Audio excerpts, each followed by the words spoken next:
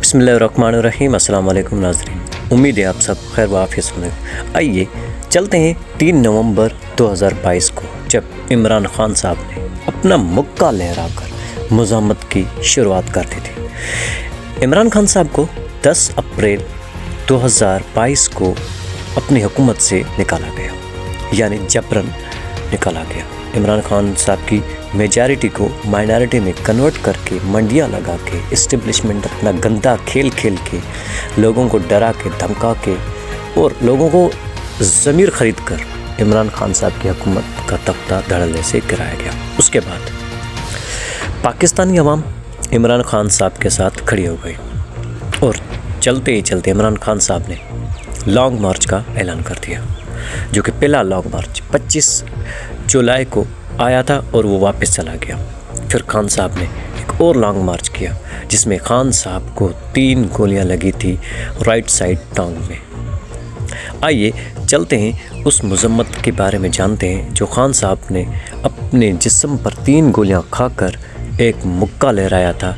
उसके बाद पाकिस्तान की तारीख़ में ये मज़म्मत की शुरुआत हुई और पाकिस्तान ये देखा कि कोई पाकिस्तानी लीडर भी ऐसा हो सकता है कि जब 3 गोलियां टांग पे लगी हों और वो चल ना सक रहा हो, उसके चेहरे पर कराहट और तकलीफ़ वाज़ेह हो, उसके बावजूद भी जब अपनी कौम का सामना करता है तो मुस्कुराता है और मुक्का दिखाता है, यानी अपनी कौम को ये दिलासा देने के लिए कि मैं ठीक हूँ, और अपने मुखालफों को ये शह देने के लिए कि मैं मुक्के की तरह मजबूत और मुतहद हूँ और इंशाअल्लाह तुम लोगों को कुचल कर रख दूँगा।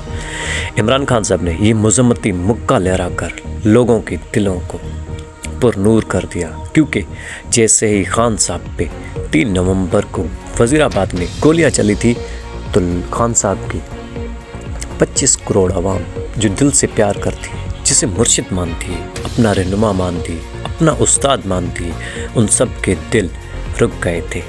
जैसे ही खान साहब को महसूस हुआ कि मेरी आवाम के दिल रुक रहे हैं, तो खान साहब ने बाहर आते ही मुस्कुराया और मुक्का लहराया। और खान साहब की ये ज़िंदगी का वो दिन था जबकि टर्निंग पॉइंट कि कौम को एक स्लोगन मिल गया कि मज़म्मत भी कोई चीज़ होती है। इससे पहले खान साहब के अलावा कोई ऐसा लीडर न था जिसने अपना खून पसीना देकर आवाम को दिलासा दिया हो। बिल्कुल भी ऐसा नहीं। हम तो एक आदी हो चुके थे, गंदे सड़े हुए निज़ाम के पीछे चल रहे थे। नवाज शरीफ को भी हम लीडर कहते थे, जुल्फ़िकार अली भुट्टो को भी लीडर कहते थे, शहीद बेनज़ीर भुट्टो को भी लीडर कहते थे। हालांकि वो लीडर अपनी जगह पे थे, लेकिन उनमें इतनी ग्रेस, इतनी डिग्निटी, इतनी पावर, इतनी डिटरमाइनेशन बिल्कुल भी नहीं थी। वो ईमानदार भी नहीं थे, माज़रत के साथ। लेकिन खान साहब ने ये साबित किया कि ईमानदार और दिलेर और सच्चा लीडर कैसा होता है।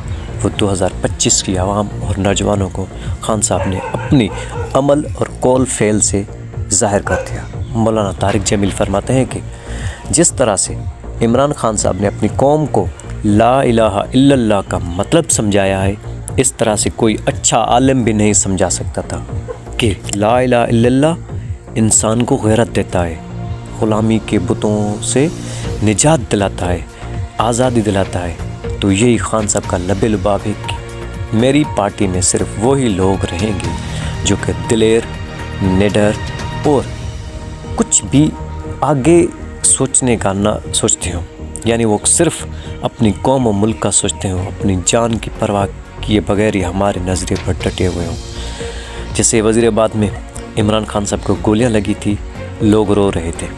ज़ुबैर नियाज़ी उसका भांजा रो रहे थे। अहमद अली चट्टा को गोलियां लगी थी। बहुत सारे और भी कारकुनान ज़ख्मी हुए थे। एक मौज़म गोंदल जो कि सड़क पे गोली लगने से शहीद भी हो गया था, उसके छोटे बच्चे थे। अच्छा, खान साहब को जिस वक्त हमलावर ने फायरिंग की थी, उस वक्त एक इब्तिसाम लड़का था जिसने उस नवीद मुलजिम के पिस्टल को रोका और इधर उधर फायरिंग के टारगेट कर दिया।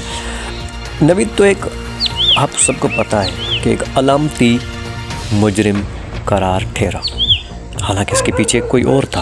आप जानते हैं कि ये प्री प्लान्ड असैसिनेशन था जो खान साहब पर किया गया था, جو کہ کسی ظاہر سی بات ہے کہ کسی بلڈنگ کی چھت سے بیٹھ کر نشانہ لگا کر سنائپر سے فائر کیے گئے تھے، اور وہ سائلنسرز والی سنائپر سے جس کی آواز کی گونج بالکل ہی کم تھی۔ جیسے ہی گولیاں چلی، گولیوں کی آواز تو آئی لیکن آواز ان کے بلٹس کی تھی، یعنی ہوا کی اوپر سے، جیسے ہی لوگوں کے اوپر سے چلی گئی تو وہ ہوا کی آواز تھی، لیکن آواز بندوق کی، گن فائر کی نہیں تھی۔ اس سے یہ ثابت ہوتا ہے کہ ایجنسیاں خان صاحب کو یہ نقصان رسانا چاہتی تھی۔ اور یاد رکھنا یہ وہ دور تھا جب کہ جنرل باجوہ ابھی اپنے اقتدار میں تھا، یعنی جنرل باجوہ اور شہباز شریف اور رانا ثناء اللہ وزیر داخلہ تھا، اور خان صاحب نے 3 نام دیے تھے، شہباز شریف کا FIR خلاف کاٹی جائے، جنرل فیصل نصیر کے خلاف، اور رانا ثناء اللہ وزیر داخلہ کے خلاف میری FIR کاٹی جائے۔ اور سابقہ وزیر اعظم ہوتے ہوئے بھی عمران خان صاحب کی آج تک وہ FIR نہیں کاٹی گئی، اور جو انویسٹیگیشن کر رہا تھا سچائی سے، ایک وزیر آباد کا SHO، اسے بھی اچانک موت لاحق ہو گئی تھی۔ آپ کو پتہ ہے یہ کس طرح سے ایجنسیاں SHOs کو، ڈاکٹر رضوان کا آپ کو پتہ ہے جو TT کا کیس سن رہا تھا شہباز شریف کا، وہ کس طرح سے نامعلوم طرح سے ہارٹ اٹیک سے اچانک اس کی موت ہو گئی تھی۔ آپ کو پتہ ہے پاکستان میں کس طرح سے 78 سالوں سے گندا کھیل کھیلا جاتا ہے، لوگوں کی جانیں چلی جاتی ہیں، لوگوں کے گھر اجڑ جاتے ہیں، لوگ بچے چلے جاتے ہیں، بیویاں، عورتیں بیوہ ہو جاتی ہیں، ماؤں کی گودیں اجڑ جاتے ہیں، لیکن اسٹیبلشمنٹ کا گندا کھیل چلتا رہا۔ اچھا، اس کے بعد عمران خان صاحب کو یہ کہا گیا کہ آپ جھوٹ بول رہے ہیں، آپ کو گولیاں لگی ہی نہیں۔ اچھا، خان صاحب نے جب ڈاکٹر آئے خان صاحب کا زخم صاف کرنے، اس وقت کی چھوٹی سی کلپ لوگوں نے بنا کر سوشل میڈیا پر ڈال دی تھی۔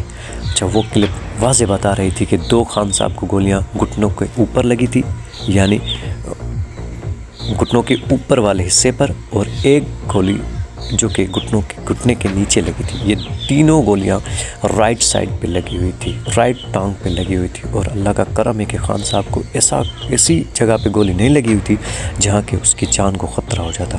یہ اللہ کا بڑا کرم ہے، اور ہم سب لوگوں کی دعائیں، انشاءاللہ خان صاحب کو اللہ تعالیٰ بڑی زندگی اور صحت کامل عطا فرمائے، اور انشاءاللہ پاکستان کی سب مصیبتوں کا حل انشاءاللہ خان اور اس کی عوام انشاءاللہ جلد ڈھونڈ کر نکالیں گے۔ آپ سے پھر ملاقات ہوتی ہے، تب تک کے لیے اللہ حافظ۔